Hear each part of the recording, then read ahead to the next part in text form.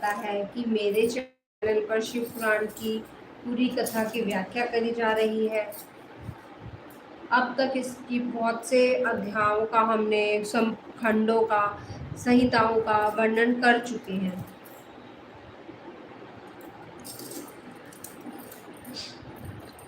अब हम शुरू करते हैं इससे आगे के अध्याय।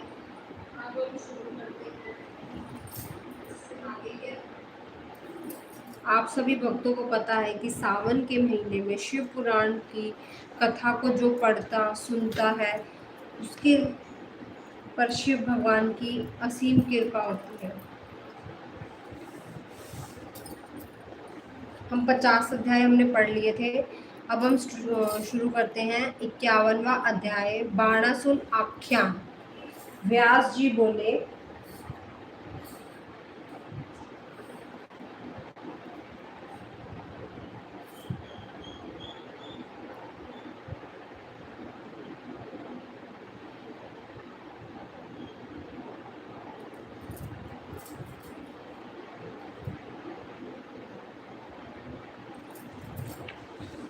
व्यास जी बोले, हे सनत कुमार जी, आप मुझे बाणासुर को शिवजी द्वारा अपना गढ़ बनाने की कथा सुनाइए। तब व्यास जी की इच्छा पूरी करने हेतु सनत कुमार जी ने कहना आरंभ किया। वे बोले, हे महामुने, जैसे कि आप जानते हैं कि ब्रह्मा जी के ज्येष्ठ पुत्र मरीचि हैं और उनके पुत्र महामुनि कश्यप भी ब्रह्मा जी के परम भक्त थे। उन कश्यप मुनि की 13 सुंदर और सुशील कन्याएं थी, जिसमें सभी का नाम दीति था। दीति के ही बड़े पुत्र का नाम हिरण्यकशिपु था और छोटे पुत्र का नाम हिरण्याक्ष था। दीति के दोनों ही पुत्र महाबली, वीर और पराक्रमी थे। हिरण्यकशिपु को विवाह के उपरांत ब्याहद, अनुबाहद, सबाहद और प्रहलाद नामक 4 पुत्र प्राप्त हुए। उनमें से छोटा प्रहलाद भगवान विष्णु का परम भक्त था, जिसको कोई भी दैत्य पराजित नहीं कर सकता था। उसी का पुत्र विरोचना बहुत बड़ा दानी था। उसने देवराज इंद्र को दान में अपना सिर काट कर दे दिया था। उसका पुत्र बलि भी महान दानी और भगवान शिव का परम भक्त था। बलि ने वामन रूप धारण करके भगवान विष्णु को अपनी सारी भूमि दान में दे दी थी। बलि का पुत्र औरस भी भगवान शिव का परम भक्त था। वह उदार, बुद्धिमान, सत्यनिष्ठ और दानी था। उस असुर से अनेकों राज्यों को जीतकर अपने साम्राज्य का विस्तार किया था। यही नहीं, अब उसने त्रिलोक के अधिपतियों पर भी बलपूर्वक अपना अधिकार स्थापित कर लिया था। उसने अपनी राजधानी शोणितपुर में बनाई थी। वह वही औरस जो कि महाराजा बलि का पुत्र था, बाणासुर नाम से विख्यात था। उसके राज्य में सारी प्रजा खुश थी, परंतु देवताओं का वह घोर शत्रु था। एक बार बाणासुर अपनी हजारों भुजाओं में ताली बजाकर और तांडव नृत्य करके भगवान शिव को प्रसन्न करने की कोशिश कर रहा था। भगवान शिव उसके नृत्य से प्रसन्न हो गए और उसके सामने प्रकट हो गए और साक्षात अपने सामने पाकर बाणासुर प्रसन्नता पूर्वक महादेव को प्रणाम किया। हे देवादिदेव, हे करुणा निदान भक्त वत्सल शिव, आप मेरे राज्य के रक्षक हो जाइए। आप सदा अपने परिवार एवं गणों सहित मेरे नगर के अध्यक्ष बनकर प्रसन्नता पूर्वक यहाँ निवास करें। तब बाणासुर द्वारा मांगे गए वरदान को देते हुए परम ऐश्वर्य संपन्न भक्त वत्सल भगवान शिव ने वहां निवास करने लगे। जब बाणासुर ने यह जाना तो वह तांडव नृत्य द्वारा उन्हें प्रसन्न करने लगा। तत्पश्चात उनकी स्तुति करने लगा और बोला, हे देवादिदेव महादेव, आप सब देवताओं में शिरोमणि हैं। आपकी कृपा दृष्टि पाकर ही मैं बली हुआ हूँ। आपने ही मुझे 1000 भुजाओं प्रदान की है।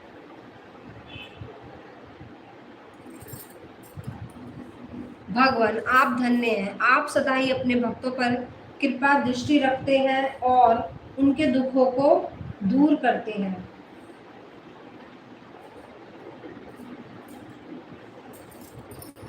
52वां अध्याय, बाणासुर को शाप व उषा चरित्र।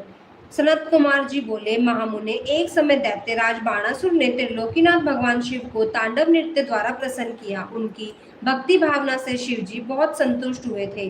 तब उसने हाथ जोड़कर शिव जी की स्तुति करनी आरंभ की। वह बोला, हे महेश्वर, आपके आशीर्वाद से मैं इतना बलवान हुआ हूँ। आपने मुझे 1000 भुजाएं दी हैं, परंतु भगवान, मैं इनका क्या करूँ? इन 1000 भुजाओं का प्रयोग तो सिर्फ मैं युद्ध में ही कर सकता हूँ। बिना युद्ध के इनका मैं क्या करूँ? युद्ध किए बिना मेरे हाथों में सिर्फ खुजली होती है, और जब मैं अपनी इस खुजली किए बिना मेरे हाथ अब मिटाने के लिए बड़े बड़े योद्धाओं और दिग्गजों से युद्ध करने के लिए उनके पास जाता हूँ तो वे डर के भाग जाते हैं। जब मैंने पर्वतों को मसल कर अपनी खुजली को शांत करना चाहा तो उन्होंने आत्मसमर्पण कर दिया। मैंने यम, कुबेर, देवराज, इंद्र, वरुण, नेऋति आदि सभी देवताओं को जीत लिया है। भगवान, अब मुझे कोई ऐसा महावीर, बलि और पराक्रमी शत्रु बताइए जिससे युद्ध करके मेरी इन भुजाओं की खुजली शांत हो जाए। दैत्यराज बाणासुर के ऐसे अहंकार भरे वचनों को सुनकर भगवान शिव अत्यंत क्रोधित होकर बोले, ओ अहंकारी दैत्य, तू बड़ा ही मूर्ख है और अभिमानी है। तुझे धिक्कार है। मेरे परम भक्त और महादानी बलि का पुत्र होकर भी तुझ में इतना अहंकार व्याप्त है। अहंकार और अभिमान मनुष्य का सबसे बड़ा शत्रु है और उसे सदा ही पतन की ओर ले जाता है। तुझे भी अहंकार और अभिमान मनुष्य का सबसे बड़ा शत्रु है ने घेर लिया है, इसलिए तेरा पतन तो अब निश्चित है। अतः अब तुझे कोई भी नहीं बचा सकता। निश्चित ही सामना अतिशीघ्र होगा। ऐसे वीर और पराक्रमी से होगा जो तेरी इन गर्वीली भुजाओं को मदार की लकड़ी के समान पल भर में काटकर फेंक देगा और तेरे शस्त्रागार में वायु का भयानक उत्पात मचाएगा। भगवान शिव के क्रोध भरे वचनों को सुनकर भी मंदार बाणासुर पर कोई भी असर नहीं पड़ा। कहते हैं ना कि जब विनाश का समय आता है तो बुद्धि विपरीत सोचना शुरू कर देती है। इसलिए बाणासुर को युद्ध के निकट आने का समाचार सुनकर अति प्रसन्नता हुई। उसने सुंदर सुगंधित पुष्पों को भगवान शिव की आराधना की और उन्हें पुनः महल से वापस आ गया। तत्पश्चात बाणासुर प्रसन्न मन से उस युद्ध की प्रतीक्षा करने लगा और मन ही मन सोचने लगा कि भला मुझसे ज्यादा वीर पारंगत योद्धा कौन है जो मेरे सामने टिक सके, मेरी बलशाली भुजाओं को लकड़ी के समान काटकर फेंक सके। बाणासुर की इन्हीं बातों में उलझा रहता। दूसरी ओर बाणासुर नामक दैत्य में एक अति सुंदर और गुणवान कन्या थी जिसका नाम उषा था। उषा भगवान श्री हरि की परम भक्त थी। एक दिन उषा वैशाख मास में श्रृंगार से सुसज्जित हो रात्रि को विष्णु भगवान की पूजा अर्चना करने के पश्चात अपने कक्ष में विश्राम कर रही थी। तब उसे देवी पार्वती की शक्ति के फलस्वरूप सपने में भगवान श्री कृष्ण के पुत्र अनिरुद्ध के दर्शन हुए। तब दिव्य माया के वशीभूत उषा को अनिरुद्ध को देखकर बड़ी प्रसन्नता हुई। वह मन ही मन हृदय दे बैठी। जब वह सुबह जागी तो उसने सुदर्शन चक्र युवक का स्मरण हो आया और वह उसके ध्यान में ही खो गई। जब उषा इस प्रकार के सपने में दिखाई दिए उस सुंदर युवक के ध्यान में खोई हुई थी, उसी समय उषा की प्रिय सखी चित्रलेखा उसके कक्ष में आई और अपनी सखी की ऐसी दशा देखकर उसने पूछा। तब उषा ने सारी बातें उन्हें बता दी और कहा कि तुम्हें उस युवक को कहीं भी ढूंढकर मेरे पास लाना है। यदि तुमने ऐसा नहीं किया तो मैं अपना शरीर को त्याग दूंगी। अपनी प्रिय सखी उषा के ऐसे वचन सुनकर चित्रलेखा को बहुत ही ज्यादा दुख हुआ। वह बोली, सखी, ऐसी बातें तो मत कहो। भला तुम ही बताओ, मैं उस पुरुष को कहाँ से लेकर आती जिसे मैंने कभी देखा ही नहीं है और जिसके बारे में तो मैं कुछ जानती भी नहीं हूँ। पहले तुम मुझे बताओ तो सही कि वह कौन था, कैसा दिखता था, तभी तो मैं तुम्हारी मदद कर पाऊंगी। सखी की ऐसी बातें सुनकर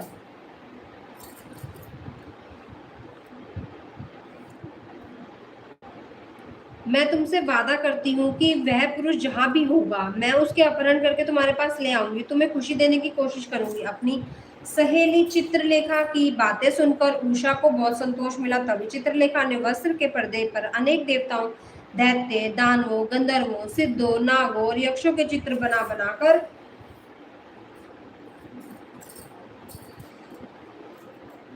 उषा को दिखाए, परंतु उषा के सबके लिए मना कर दिया। तब चित्रलेखा ने मनुष्यों के चित्र बनाने शुरू कर दिए। उसने शूर, वसुदेव, राम, कृष्ण अनेक पुरुषों के चित्र बना दिए, परंतु उषा ने हाँ नहीं कहा। तब चित्रलेखा ने नरश्रेष्ठ प्रद्युमन नंदन अनिरुद्ध का चित्र उकेरा, जैसे ही जिसे देखकर उषा का सिर लज्जा से आवर्त हो गया और उसके चेहरे पर लाली छा गई और खुशी से झूम उठी। उषा बोली, हे प्रिय चित्रलेखा, रात को जिसने मेरे स्वप्न में आकर मेरे मन को चुराया वही यही है। मुझे इनसे मिलना है। तुम उन्हें शीघ्र अति शीघ्र मेरे पास ले आओ, वरना मुझे चैन नहीं आएगा।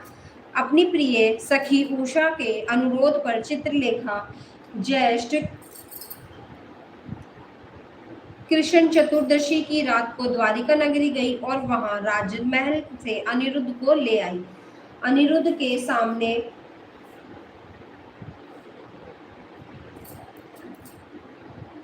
सामने पाकर उषा हर्ष से फूली नहीं समाई और उसे गले से लग गई। तब इस प्रकार देवी उषा ने अपने प्रियतम अनिरुद्ध को साक्षात अपने सामने पाया तो वे खुशी से झूम उठी और उनके गले से लग गई। तब उनके कक्ष के बाहर तैनात द्वारपालों ने अंदर झांका और उषा अनिरुद्ध को इस प्रकार देखकर उन्होंने इसकी शिकायत दैत्यराज बाणासुर से की। द्वारपाल बोले, महाराज, आपकी कन्या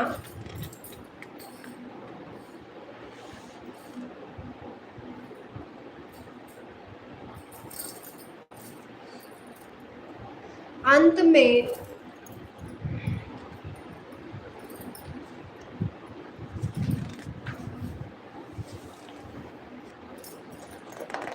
आपकी कन्या के अंतःपुर में कोई पुरुष घुस आया है। वह आपकी कन्या से प्रेम विलाप कर रहा है और आप वहां जाइए, देखिए कौन है। आपकी आज्ञा होने पर हम सभी उसको दुष्टता का दंड देंगे। इस प्रकार द्वारपालों से अपनी कन्या के विषय में सुनकर दैत्यराज बाणासुर को बहुत क्रोध आया और उसे आश्चर्य भी हुआ कि तत्काल उनके साथ चलने को तैयार हो गया। 53वें अध्याय अनिरुद्ध को बाण द्वारा नागपाश में बांधना तथा दुर्गा की कृपा से उसको मुक्त करना। सनत कुमार जी बोले, हे व्यास जी, जब दैत्यराज बाणासुर ने द्वारपालों द्वारा बताए उनकी पुत्री के कक्ष में कोई है तो वे आश्चर्यचकित हो गए और स्वयं वहां गए। तब क्रोधित बाणासुर ने उषा के साथ अनिरुद्ध को देखा। अनिरुद्ध बहुत सुंदर, बलशाली नवयुवक था। क्रोधित बाणासुर ने अपने सैनिकों को अनिरुद्ध को मारने की आज्ञा दे दी। जैसे ही बाणासुर के उन सैनिकों ने अनिरुद्ध पर हमला किया और उसने देखते ही देखते उन सैनिकों को मौत के घाट उतार दिया। तब बाणासुर ने अपने सैनिकों को इस प्रकार मरते हुए देखा तो उसे समझ आ गया कि यह पुरुष बड़ा ही वीर और पराक्रमी है, जिसने अकेले ही इतने बलशाली सैनिकों को पल भर में ध्वस्त कर दिया। तब बाणासुर ने स्वयं उसे युद्ध करने का निश्चय किया और अपनी विशाल सेना को भी बुला लिया। फिर क्या था, अनिरुद्ध और बाणासुर के बीच बड़ा ही भयानक युद्ध होने लगा। तब वीर अनिरुद्ध ने दैत्यराज बाणासुर को निशाना बनाकर एक दिव्य शक्ति छोड़ी, जिससे बाणासुर को भयानक चोट पहुंची। चोट खाकर उसे समझ आ गया कि इस महाबली और पराक्रमी मनुष्य को सीधे सीधे युद्ध में हराना असंभव है। यह सोचकर बाणासुर ने अपनी राक्षसी माया का सहारा लिया और उसी क्षण वहां से अंतर्ध्यान लौटा। एकदम अचानक से जब दैत्यराज सामने से गायब हो गया तो अनिरुद्ध को तो बहुत आश्चर्य हुआ। वह घूम घूम कर इधर उधर बाणासुर को तलाशता रहा कि बाणासुर ने छल पूर्वक अनिरुद्ध को नागपाश में बांध दिया और अपने सैनिकों के आदेश दिया कि इसे ले जाकर किसी अंधे कुएं में धकेल दे ताकि यह जिंदा ही ना बचे। अपने स्वामी दैत्यराज बाणासुर का आदेश पाकर सुंदर कुंभान बोला, हे दैत्येंद्र, युद्ध और पराक्रम में तो भगवान विष्णु के समान है और साहस में शशि मौली के समान है। इस प्रकार नागपाश में बांधकर भी यह डर नहीं रहा है और पुरुषार्थ की बातें कर रहा है। फिर अनिरुद्ध से बोला, ए मूर्ख बालक, तू महाबली दैत्यराज बाणासुर से अपनी समानता क्यों करता है? तू उनके सामने झुककर उनसे माफी मांग ले, अपनी हार मान ले, वे निश्चय ही तुझे क्षमा कर देंगे और नागपाश से मुक्त कर देंगे। दैत्यराज बाणासुर के उस सेवक के वचनों को सुनकर अनिरुद्ध क्रोधित होकर बोला, ओ दुराचारी निशाचर, शायद तुझे क्षेत्रीय धर्म के बारे में कुछ पता ही नहीं है। शूरवीर के लिए युद्ध में पीठ दिखाना मरने से भी बढ़कर है। मैं इस अधर्मी से माफी मांगने से अच्छा युद्ध में लड़ते लड़ते अपने प्राण प्राण त्यागना पसंद करूंगा, परंतु इस अभिमानी के सामने तो बिल्कुल भी नहीं झुकूंगा। यह सुनकर दैत्येंद्र बाणासुर का क्रोध तो सातवें आसमान पर चढ़ गया।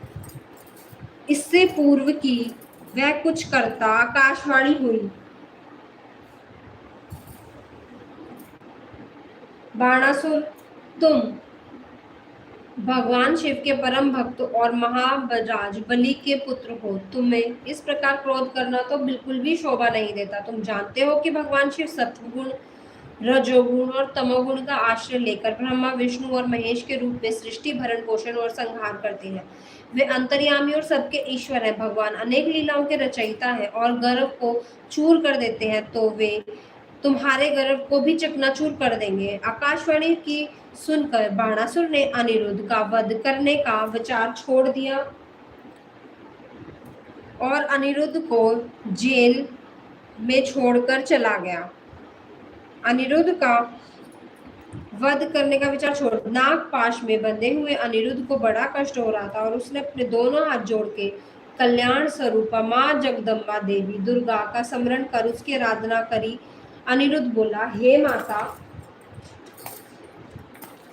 आप अपने शरणागत की रक्षा करने वाली, उन्हें यश प्रदान करने वाली देवी, मैं नागपाश में बंधा हूँ और नागों के जहर की ज्वाला मुझे जला रही है। हे माता, मेरी रक्षा करिए। अनिरुद्ध की इस प्रकार की अनुरोध भरी विनम्रता प्रार्थना सुनकर देवी कालिका वहां प्रकट हो गई और उन्होंने अपने जोरदार मुक्के से प्रहार से पल भर में ही उसे नागपाश से मुक्त कर दिया और अंतर्ध्यान हो गई। नागपाश से मुक्त होते ही अनिरुद्ध को अपनी प्रिया उषा की याद सताने लगी और वह पुनः देवी उषा के पास चला गया। उषा अनिरुद्ध को देखकर तो बहुत प्रसन्न हुई और उसके गले लग गई। तब वे दोनों सुखपूर्वक विहार करने लगे। 54वां अध्याय, श्री कृष्ण द्वारा राक्षस सेना का संहार। महर्षि व्यास बोले, हे मुनिश्रेष्ठ सनत कुमार जी, जब कुष्मान नामक दैत्य की पुत्री और उषा की सखी चित्रलेखा ने श्री कृष्ण की नगरी द्वारिका जाकर वहां से सोता हुए उनके पोते अनिरुद्ध का अपहरण कर लिया, तब श्री कृष्ण ने क्या किया, इससे आगे की कथा मुझे बताइए। महर्षि व्यास के इस विनम्र आग्रह को सुनकर ब्रह्मपुत्र कुमार सनत कुमार जी बोले, हे व्यास जी, जब चित्रलेखा रात्रि के समय सोते हुए कुमार अनिरुद्ध को उठाकर ले गई तो द्वारिका में जब अनिरुद्ध को अपने कक्ष में ना देखा तो तलाश आरंभ करी और द्वारिका में थे ही नहीं तो मिलते कहाँ से। जब अनिरुद्ध की माता आदि अन्य स्त्रियां यह पता चला कि कुमार आनंद अनिरुद्ध की महल से गायब हो गए हैं तो उन्होंने रोना पीटना शुरू कर दिया। श्री कृष्ण ने अनिरुद्ध को ढूंढ ले आने की प्रार्थना कर रहे थे। श्री कृष्ण भी बड़े परेशान थे कि आखिर अनिरुद्ध महल से कहाँ गायब हो गया। तभी वहां भगवान कृष्ण कि राजमहल में नारद मुनि आए और नारद ने भगवान श्री कृष्ण को चिंतित देखा और अपनी आदत के अनुसार सारी बात उन्हें बता दी। सब कुछ जानकर भगवान शिव ने अपने अक्षौहिणी सेना के साथ दैत्यराज बाणासुर की राजधानी शोणितपुर में चढ़ाई कर दी। प्रद्युम्न, यदुमन, साम, सारण, नंद, उपनंद, बलभद्र और कृष्ण के सभी अनुवर्ती इस युद्ध में उनके साथ थे। जब इस प्रकार भक्त वत्सल भगवान शिव ने अपने परम भक्त बाणासुर पर संकट को आते देखा तो वे स्वयं कृष्ण के युद्ध करने के लिए आगे आ गए, क्योंकि शिव जी सदा ही अपने भक्तों के अधीन रहते हैं। तब भगवान शिव और श्री कृष्ण की सेना में बड़ा भयानक युद्ध आरंभ हो गया। दोनों सेनाएं एक दूसरे पर विविध दिव्यास्त्रों का प्रयोग कर रही थी। दोनों में से कोई भी सेना हार मानने को तैयार नहीं थी। तब भगवान श्री कृष्ण स्वयं देवादिदेव महादेव के पास गए और हाथ जोड़कर उन्हें प्रणाम करके स्तुति करने लगे। श्री कृष्ण जी बोले, हे देवादिदेव, हे भक्तवत्सल, हे करुणा निधान भगवान शिव, आप सब प्रकार के गुणों से प्रकाशित हैं। अपने दुखों में डूबे हुए भक्तों को दुखों के सागर से उबारते हैं। भगवान, आज आप क्यों इस संसार की माया में लिप्त हो रहे हैं। प्रभु, यह तो आपके आदेश के अनुसार ही हो रहा है। पूर्व में आपने ही गर्व से भरे दैत्यराज बाणासुर को शाप दिया था कि उसकी 1000 भुजाओं का नाश शीघ्र ही होगा। इस समय मैं तो आपके उसी शाप को फलीभूत करने के लिए आया हूँ, इसलिए आप अपनी आज्ञा का प्रदान करें और शाप को पूरा होने दें। श्री कृष्ण के इस प्रकार के वचन सुनकर देवाधिदेव भगवान शिव बोले, तात आप सही कह रहे हैं, परंतु आप तो जानते हैं कि मैं सदा ही अपने भक्तों के वश में रहता हूँ। मैं इसीलिए अपने भक्त बाणासुर की रक्षा करने के लिए मैं आपसे युद्ध करने को उद्यत हुआ हूँ। आपको भी अपना कार्य पूरा करना चाहिए और शाप को भी पूरा करना चाहिए। इसलिए दैत्यराज बाणासुर से युद्ध करने से पहले आप मुझे ब्रह्मास्त्र नामक शस्त्र द्वारा जीभ्रण कर दीजिए, फिर अपने कार्य को पूरा कीजिएगा। भगवान शिव की आज्ञा का पालन करते हुए भगवान श्री कृष्ण ने तुरंत जीर्भणास्त्र नामक अस्त्र छोड़ा, जिसके फलस्वरूप भगवान शिव जीभृत हो गए और मोहित होकर युद्ध को भूल गए। तब भगवान श्री कृष्ण खड्ग, गदा और सृष्टि आदि अस्त्रों से दैत्यराज बाणासुर की विशाल सेना का संहार करने लग गए। 55वां अध्याय, बाणासुर की भुजाओं का विध्वंस। व्यास जी ने सनत कुमार जी से पूछा, हे ब्रह्मपुत्र सनत कुमार जी, जब भगवान शिव को श्री कृष्ण जी ने जीर्भणास्त्र से मोहित कर दिया था, तब उस युद्ध में क्या हुआ था? सनत कुमार ने बताया, व्यास जी, जब युद्ध भूमि में श्री कृष्ण ने जीर्भणास्त्र का प्रयोग किया तो देवादिदेव भगवान शिव अपने शिव गुणों सहित मोहित हो गए और संग्राम भूमि में ही सो गए। तब दैत्यराज बाणासुर अपने रथ पर बैठकर श्री कृष्ण से युद्ध करने के लिए आया। बाणासुर के रथ के घोड़ों की लगाम उनके सेनापति कुष्मांड के हाथों में थी। अनेक प्रकार के आयुधों से सुसज्जित होकर बाणासुर भीषण युद्ध के करने लगा। दोनों पक्षों में काफी समय तक युद्ध चलता रहा। श्री कृष्ण जी ने भगवान शिव का स्मरण करके हाथों में शार्क धनुष उठा लिया, बाणासुर पर बाणों की वर्षा करने लगे और बाणासुर भी वीर और पराक्रमी था। वह उन बाणों को अपने पास आने से पहले ही काट डालता था। बाणासुर की वीरता से सारी कृष्ण सेना भयभीत होने लगी। उसके दैत्य भी बड़ी बहादुरी से लड़ रहे थे। बाणासुर ने देखते ही देखते संपूर्ण यादव वंश को मूर्छित कर दिया। यह दृश्य देखकर श्री कृष्ण अत्यंत क्रोधित हो गए। श्री कृष्ण ने गर्जन करते हुए अनेक प्रचंड बाणों को चलाकर उसके रथ और धनुष को तोड़ दिया। तब बाणासुर गदा लेकर कृष्ण की ओर दौड़ा, फिर दोनों में गदा युद्ध होने लगा। बाणासुर ने श्री कृष्ण पर गदा का भीषण प्रहार किया, जिससे वे एक ही पल के लिए धरती पर गिर पड़े, परंतु अगले ही क्षण उठकर खड़े पूरे वेग के साथ दैत्येंद्र ने से युद्ध करने लग गए। तब उन दोनों के बीच भीषण युद्ध चला। तब एक दिन भगवान श्री कृष्ण बहुत क्रोधित हुए और उनके मन में भगवान शिव का स्मरण कर अपने हाथों में परम दिव्य सुदर्शन चक्र उठा लिया और दैत्यराज बाणासुर की भुजाएं लकड़ी की तरह काट डाली। अब बाणासुर की केवल 4 भुजाएं ही शेष थी। तब क्रोधित श्री कृष्ण ने सुदर्शन चक्र द्वारा बाणासुर का सिर काटना चाहा। उसी समय भगवान शिव मोही निंद्रा से जाग गए और बोले, हे देवी की नंदन, आप तो सदा ही मेरी आज्ञा का पालन करते हैं। मैंने आपको बाणासुर की सिर्फ भुजा ही काटने की आज्ञा दी थी। यह मैंने अपने इस भक्त के गर्व को तोड़ने के लिए ही कहा था। अब अपने भक्तों की सदा रक्षा करना मेरा धर्म है, इसीलिए आप बाणासुर का वध की इच्छा तो त्याग दीजिए और अपनी शत्रुता को भी भूल जाइए। बाणासुर की पुत्री उषा और आपके पुत्र अनिरुद्ध एक दूसरे से होकर जीना चाहते हैं, इसलिए उन दोनों को विवाह के पवित्र बंधन में बांधकर आप अपने साथ द्वारिका ले जाइए। यह कहकर भगवान शिव ने बाणासुर और श्री कृष्ण में मित्रता करवा दी और स्वयं वहां से अंतर्ध्यान होकर शिवलोक को चले गए। तब बाणासुर श्री कृष्ण को आदर सहित अपने महल में ले गया और वहां पर उनका आदर सत्कार किया। तत्पश्चात शुभ मुहूर्त में अपनी पुत्री उषा और श्री कृष्ण के पुत्र अनिरुद्ध का विवाह संपन्न कराकर उन्हें अनेक बहुमूल्य रत्नों और हीरे जवाहरातों के साथ विदा करा। 56वां अध्याय,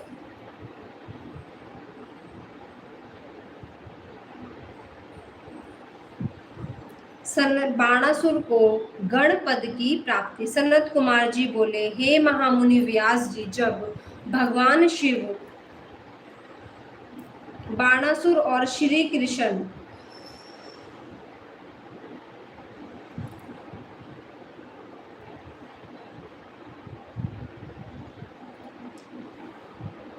के साथ आदर पूर्वक जब भगवान शिव बाणासुर और श्री कृष्ण में मित्रता करवाकर वहां से अंतर्ध्यान हो गए, तब बाणासुर ने कृष्ण के साथ आदर पूर्वक अपनी पुत्री दामाद को विदा कर दिया। इस प्रकार जब वे चले गए तो अकेले में बैठकर बाणासुर ने अपने आचरण के विषय में बहुत सोचा और उसे अपनी करनी पर बहुत ही पश्चाताप हुआ। वह सीधा सीधा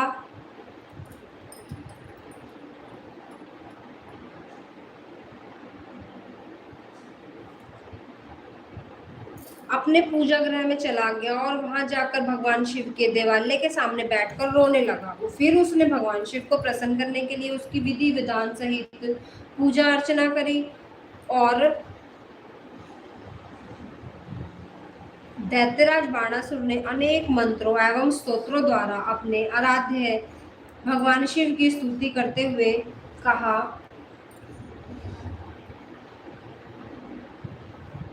तत्पश्चात भगवान शिव को प्रणाम करके बाणासुर तांडव नृत्य आरंभ कर दिया। अनेक प्रकार के ठुमके लगाकर और अपने मुंह से बाजा बजाकर नृत्य करने लगा। उसके चेहरे के हाव भाव और हाथों की विभिन्न मुद्राएं उसके नृत्य को प्रभावशाली बना रहे थे। उसने अनेकों प्रकार के नृत्य किए, साथ ही अपने शरीर की रक्त धाराओं से वहां की भूमि को भिगो दिया। इस प्रकार दैत्यराज बाणासुर की भक्ति भावना और घोर आराधना को देखकर भगवान शिव उस पर बहुत ही ज्यादा प्रसन्न हुए और उसको दर्शन देने के लिए वहां प्रकट हो गए।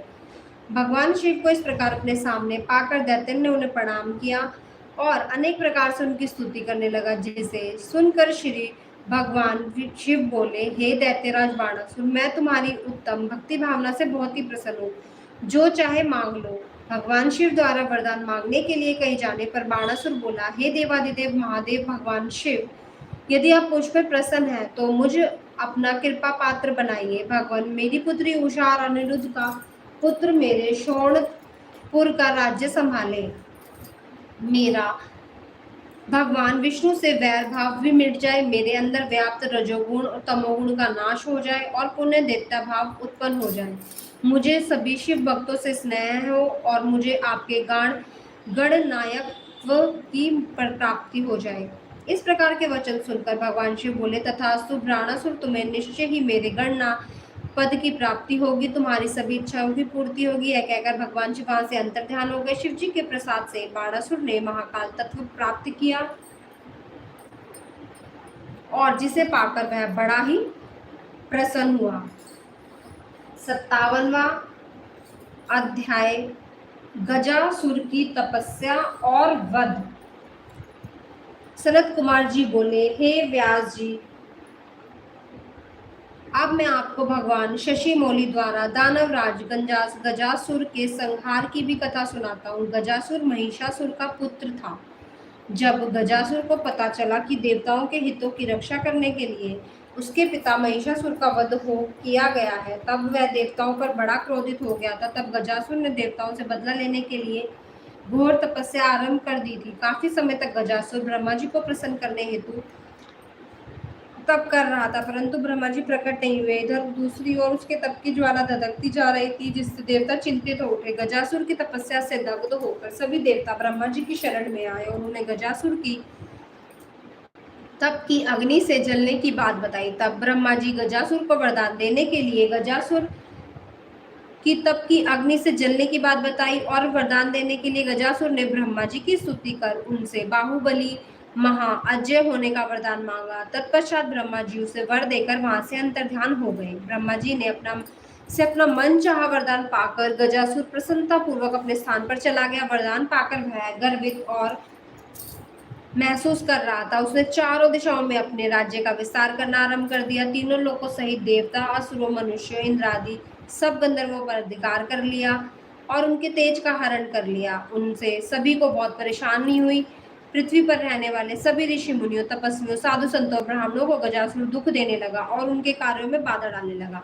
इस प्रकार गजासुर अपना राज्य फैलाता ही जा रहा था। एक बार भगवान शिव की प्रिया नगरी काशी में जाकर वह सबको सताने लगा। तब सभी देवता मिलकर भगवान शिव के पास गए और उनसे हाथ जोड़कर प्रार्थना करने लगे कि हे भक्त वत्सल, हे कृपा निधान, उस गजासुर नामक दैत्य से हमारी रक्षा करिए। देवताओं की प्रार्थना सुनकर भगवान शिव सबकी रक्षार्थ अपना त्रिशूल लेकर गजासुर का वध करने के लिए पहुंचे। तब भगवान शिव और दैत्यराज गजासुर में बड़ा ही भयानक युद्ध हुआ। वह तलवार लेकर शिवजी पर झपटा। शिवजी त्रिशूल द्वारा उस पर प्रहार करने लगे। अंत में देवादिदेव भगवान शिव ने त्रिशूल का वार किया और उसे त्रिशूल के सहारे उठा लिया। इस प्रकार जब त्रिशूल ने उसके शरीर को भेद दिया, तब अपना अंतिम समय निकट जानकर दैत्यराज गजासुर भगवान शिव की आराधना करने लगा और शिवजी को प्रसन्न करने हेतु उनकी स्तुति करने लगा। गजासुर बोला, हे देवादिदेव महादेव, हे कल्याणकारी, हे भक्त वत्सल, आप तो सबके ईश्वर हैं, देवों के देव महादेव हैं। आप सदा अपने भक्तों की रक्षा करते हैं और सदा भक्तों के अधीन रहते हैं। आप सबका कल्याण करने वाले, सभी के कष्टों का निवारण करने वाले हैं। आप निर्गुण निराकार हैं, सब शरणागतों की रक्षा करना, आप उनकी इच्छाओं को पूर्ति करते हैं। ऐसे देवादिदेव भगवान महादेव को मैं प्रणाम करता हूँ। प्रभु मुझ पर प्रसन्न होइए और मेरे कष्टों का निवारण कीजिए। दैत्यराज गजासुर की भक्ति भावना से की गई उत्तम प्रार्थना को सुनकर भगवान शिव को बहुत प्रसन्नता हुई। वे बोले, दैत्येंद्र, मैं तुम पर प्रसन्न हूँ, जो चाहे मांग सकते हो, तुम्हारी मनोकामना अवश्य ही पूरी होगी। भगवान शिव के वचनों को सुनकर गजासुर प्रसन्नता पूर्वक बोले, हे देवादिदेव भक्त वत्सल भगवान शिव, यदि आप सच में मेरी आराधना से प्रसन्न हैं तो मेरी विनती को स्वीकार करें। प्रभु, आपने अपने पवित्र त्रिशूल से मेरे शरीर को स्पर्श किया, इसलिए मैं ये चाहता हूँ कि मेरे शरीर का चर्म आप धारण करें। भगवान, आप सदा ही मेरी खाल का ही ओढ़ना धारण करें और आज से आप कृत्तिवासा के नाम से विख्यात हो। भगवान शिव ने प्रसन्नता पूर्वक दैत्यराज गजासुर को उसका इच्छित वरदान प्रदान किया और गजासुर, तुम्हारे शरीर को आज मेरी प्रिय काशी नगरी में मुक्ति मिलेगी। तुम्हारा शरीर यहाँ पर मेरे ज्योतिर्लिंग के रूप में स्थापित होगा और कृति वासेश्वर नाम से जग में प्रसिद्ध होगा। इसके दर्शनों से मनुष्यों को मुक्ति मोक्ष की प्राप्ति होगी। यह कहकर भगवान शिव ने गजासुर के शरीर की चर्म ओढ़ लिया और कृत्तिवासेश्वर ज्योतिर्लिंग की स्थापना करी, जिसके फलस्वरूप वहाँ काशी में बहुत बड़ा उत्सव हुआ। सब देवता बहुत प्रसन्न थे। तत्पश्चात भगवान शिव वहाँ से अंतर्ध्यान हो गए। 98वां अध्याय, धुम्बी नहाद का वध। सनत कुमार जी बोले, हे व्यास जी, अब मैं आपको भगवान शिव द्वारा धुम्बी निहाद नामक दैत्य के वध की कथा सुनाता हूँ। जब श्री हरि विष्णु ने महाबली हिरण्याक्ष का वध किया था तो हिरण्याक्ष की माता दिति को बहुत दुख हुआ। तब देवताओं के घोर शंभु शत्रु धुम्बी निहार्द ने दिति को अपने साथ मिला लिया और उनसे कहा कि देवताओं की ताकत को तभी कम किया जा सकता है जब उनकी पूजा करने वाले ब्राह्मणों को नष्ट किया जाए। जब ब्राह्मण नष्ट हो जाएंगे तब यज्ञ नहीं होंगे और जब यज्ञ ही नहीं होंगे तब देवताओं को भोजन नहीं मिलेगा। इस कारण वे निर्बल हो जाएंगे। यह विचार मन में करके वह दुष्ट फिर विचार करने लगा और तपस्या करने वाले ब्राह्मणों की खोज करने लगा। ब्राह्मणों की जब उन्हें ये ज्ञात हुआ कि काशी नगरी ब्राह्मणों की भूमि है, इसलिए सर्वप्रथम उसमें अपना कार्य आरंभ करना चाहिए। वह दुम्बी निहार्द नामक दैत्य कुशा और समीदा लेने जाने वाले ब्राह्मणों को मारने लगा। वह नदियों और तालाबों में जल जीव बनाकर छिप जाता और वहां स्नान करने वाले साधुओं और सभी तपस्वियों को मार देता तथा वनों में वंचर बनकर ब्राह्मणों का वध कर देता। रात में बाघ का रूप धारण करके वह ब्राह्मणों को खाने लगा। दिन में वह मुनियों की तरह ध्यान लगाता, मुनियों के बीच बैठ जाता। इस प्रकार उस दुष्ट राक्षस ने बहुत सारे ब्राह्मणों का वध कर दिया। एक शिवरात्रि के दिन भगवान शिव का एक भक्त देवालय में बैठकर भगवान शिव की पूजा करने के पश्चात ध्यान कर रहा था। निहाद्र ने जब इस प्रकार उसे अकेला देखा तो बाघ का रूप धारण कर उसे खाने के लिए आगे बढ़ा, परंतु उसने पहले ही अपने चारों ओर शिव मंत्र रूपी कवच धारण किया हुआ था, इसलिए वह उस शिव भक्त को बिल्कुल भी नहीं खा सका। वह उसकी रक्षा के लिए शिवलिंग से प्रकट हो गए और जैसे ही निहाद दोबारा बाघ के रूप में उस ब्राह्मण पर झपटा, भगवान शिव ने उसे दबोचा, फिर उसे अपनी बगल में दबाकर उन्होंने उसके सिर पर मुक्कों से प्रहार किया। उस दैत्य की भयानक चिंगार से पूरा आकाश गूंज गया और जिसे सुनकर आसपास जो भी ब्राह्मण और तपस्वी थे तुरंत उस स्थान की ओर दौड़े। वहां का अद्भुत दृश्य देखकर आश्चर्यचकित हो गए। भगवान शिव ने उस दुम्बिनिहाद नामक असुर को अपनी बगल में दबा लिया। यह देखकर सभी ब्राह्मण और भक्तजन हाथ जोड़कर भगवान शिव की आराधना करने लगे। तब उनकी भक्ति भावना से की गई आराधना के अनुसार भगवान शिव बोले, हे प्रिय मेरे भक्तों, जो मनुष्य यहाँ आकर श्रद्धा भाव से मेरे स्वरूप का दर्शन करेगा, मैं उसकी सभी कष्टों और दुखों का नाश कर दूंगा। मेरे इस लिंग का स्मरण करने के पश्चात आरंभ किए गए हर कार्य में मनुष्य को सफलता अवश्य ही मिलेगी। इस प्रकार से में जो भी मनुष्य व्याघ्रेश्वर नामक उत्तम लिंग शिवलिंग को प्राकाट्य के इस उत्तम चरित्र को स्वच्छ निर्मल मन और श्रद्धा भाव से सुनेगा, सुनाएगा, पढ़ेगा या पढ़ाएगा, उसकी सभी मनोकामनाएं अवश्य ही पूरी होंगी तथा उसके समस्त दुखों और कष्टों का नाश हो जाएगा। अंत में उस मनुष्य को मोक्ष की प्राप्ति होगी। भगवान शिव की उत्तम लीला से संबंधित यह कथा स्वर्ग, यश और आयु भी प्रदान करने वाली तथा वंश की वृद्धि करने वाली है। 59वां अध्याय विदल और उत्पल नामक दैत्यों का वध। सनत कुमार जी बोले, हे महामुनि वेद व्यास जी, अब मैं आपको विदल और उत्पल नामक दो महादैत्यों के विनाश की कथा सुनाता हूँ। विदल और उत्पल दैत्यों ने ब्रह्मा जी की कठोर तपस्या कर उनसे किसी भी पुरुष के हाथों से न मरने का वरदान प्राप्त कर लिया था। यह वरदान पाकर दोनों दैत्य अपने को वीर पराक्रमी समझने लगे थे तथा उन्हें अपने पर बड़ा अभिमान हो गया था और उन्हें अपने बल से सारे ब्रह्मांड को जीतकर अपने वश में कर लिया। तत्पश्चात उन्होंने सब देवताओं को भी युद्ध में परास्त कर दिया और उनके स्वर्ग लोक पर अपना अधिकार जमा लिया। सब देवताओं ने ब्रह्मा जी को अपनी व्यथा सुनाई। तब ब्रह्मा जी ने उन्हें आश्वासन दिया और समझाया कि आप देवी पार्वती सहित भगवान शिव की आराधना करें, वे ही आपके दुखों को दूर करेंगे। आप उनकी शरण में जाएं, भगवान भक्त वत्सल वे ही निश्चय ही आपका कल्याण करेंगे। तब ब्रह्मा जी की आज्ञा मानकर देवता शिवा शिव की जय जयकार करते हुए अपने उनके धाम को चले गए। एक दिन की बात है, देवर्षि नारद भगवान शिव की इच्छा से प्रेरित होकर विदल और उत्पल नामक दैत्यों के पास गए और वहां उन्होंने उन महादैत्यों से देवी पार्वती के रूप सुंदरी की प्रशंसा की। उनके रूप की प्रशंसा सुनकर दैत्य काम से पीड़ित हो गए और उन्होंने अपने मन में देवी पार्वती का हरण करने के बारे में सोचा। इस बुरी भावना को मन में लिए वे दैत्य पार्वती जी को देखने के लिए चल दिए। एक बार जब देवी पार्वती अपनी सहेलियों के साथ खेल रही थी, तब आकाश मार्ग से जाते समय उन दुराचारी दैत्यों की दृष्टि देवी पार्वती पर पड़ी।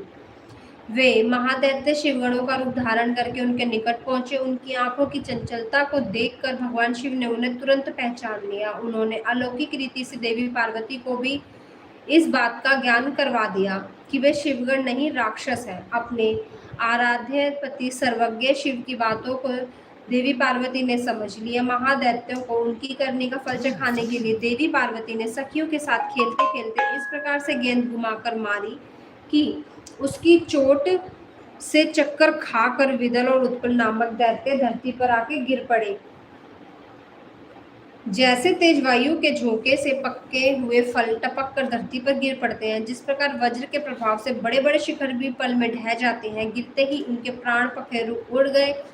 इस प्रकार उत्पल और विदल नामक महादैत्यों का वध करने के पश्चात वह गेंद ज्योतिर्लिंग के रूप में परिणित हो गई। दुष्टों का नाश करने वाले वह लिंग कंदुकेश्वर नाम से विख्यात हुआ।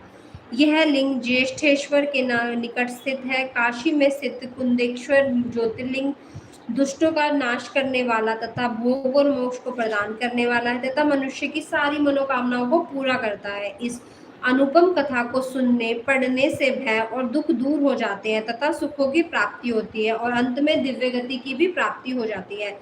ब्रह्मा जी बोले, हे मुनीश्वर, मैंने आपको समस्त मनोरथों को पूरा करने वाले रुद्र संहिता के युद्ध खंड को सुनाया है। यह शिव जी को प्रिय और भक्ति और मुक्ति प्रदान करने वाला है। श्री रुद्र संहिता युद्ध खंड संपूर्ण। रुद्र संहिता समाप्त। श्री शतरुद्र संहिता, इससे आगे की कथा हम इससे अगले भाग में शुरू करेंगे। तब तक के लिए सभी जीव भक्तों को ओम नमः शिवाय। सभी मेरे चैनल को लाइक, शेयर, सब्सक्राइब, कमेंट करें। हर हर महादेव। ओम नमः शिवाय, ओम नमः शिवाय। जय शिव शंभुनाथ। ओम नमः शिवाय, ओम नमः शिवाय। हर हर शंभु।